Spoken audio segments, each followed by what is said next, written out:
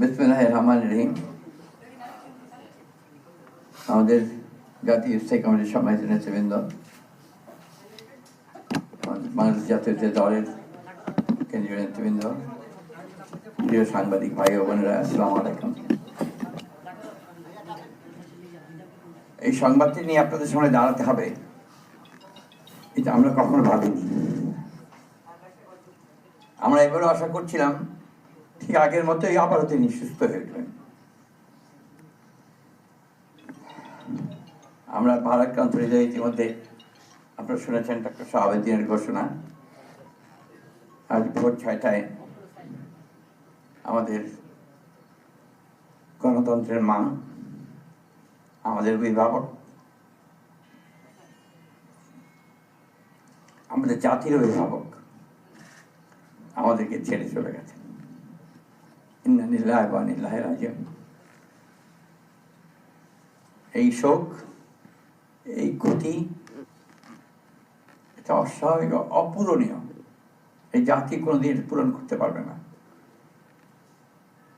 যে নেত্রী তার সারাটা জীবন জনগণের অধিকারের জন্য, কল্যাণের জন্য তার সমগ্র জীবনকে উৎসর্গ করেছিলেন, সেই নেত্রী দেশনেত্রী বেগম খালেদা জিয়া আমাদের মাঝে নেই।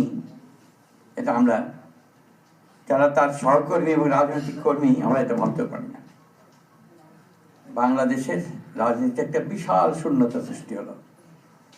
তাই নয়, পৃথিবীর গণতান্ত্রিক আন্দোলনে একটা বিশাল শূন্যতা সৃষ্টি হলো। আমরা দলের পক্ষ থেকে আমাদের ভারপ্রাপ্ত চেয়ারম্যানের অনুমতিক্রমে আমরা দলের কিছু কর্মসূচি নিয়েছি। সেই কর্মসূচিগুলো আমাদের দলের সিনিয়র যুব মহাসচিব রুহুল কবির রিজভী সাহেব আপনাদের সামনে তুলে ধরবেন। সরকারের প্রধান, এই কেয়ারটেকার গভর্নমেন্টের প্রধান প্রফেসর ডক্টর মোহাম্মদ ইউনূস আমাদেরকে ফোন করেছিলেন সাথে সাথে, এবং ইতিমধ্যেই তারা সিদ্ধান্ত নিয়েছেন যে 10টার 10:30টার মধ্যেই তারা একটা স্পেশাল ক্যাবিনেট মিটিং করবেন। সেই ক্যাবিনেট মিটিংয়ে তারা দেশনেত্রী বেগম খালেদা জিয়ার যে শেষ কাজগুলো, তা জানাজা, তার দফন, তাকে রাষ্ট্রীয় মর্যাদায় দফন করা, তাকে রাষ্ট্রীয় মর্যাদা দেওয়া, এই বিষয়গুলি নিয়ে তারা সকাল 10টার সময় একটা সভা করবেন। এরপরে আমরা পুরো জিনিসটাকে কোঅর্ডিনেট করে আবার সেটা আপনাদের সামনে জানাবো। আমি এখন অনুরোধ করব আমাদের দলের সিনিয়র যুব মহাসচিব জনাব রুহুল কবির রিজভী, তিনি আপনাদের সামনে দলের কর্মসূচিটা জানাবেন। এটা হচ্ছে আপাতত এখনই নেওয়া কর্মসূচি। এরপরে আমাদের একটা স্ট্যান্ডিং কমিটি মিটিং হবে 12:30টার দিকে।